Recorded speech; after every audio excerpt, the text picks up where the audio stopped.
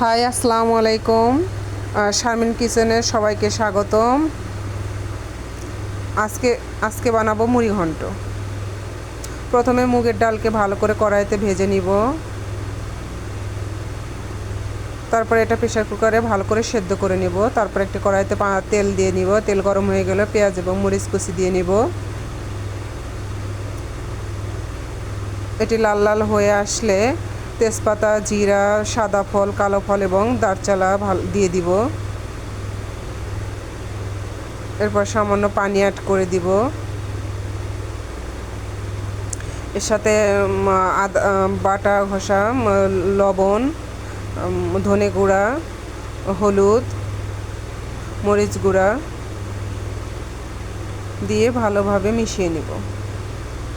এরপর ঢাকনা দিয়ে ঢেকে দিব।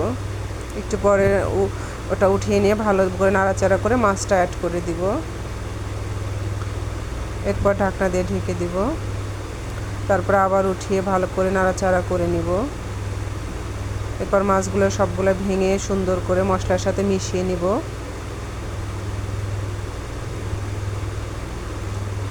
এরপর ভালো করে নাড়াচাড়া করে ডালটা এর সাথে অ্যাড করে দিব।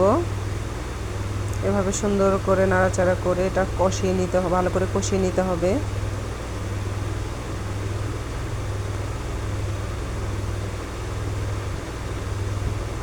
এরপর অনেকক্ষণ ধরে নাড়াচাড়া করে এটা ভালো করে রান্না করে নিতে হবে। এরকম মাখো মাখো হয়ে গেলেই হয়ে যাবে মজাদার মুড়ি ঘন্ট।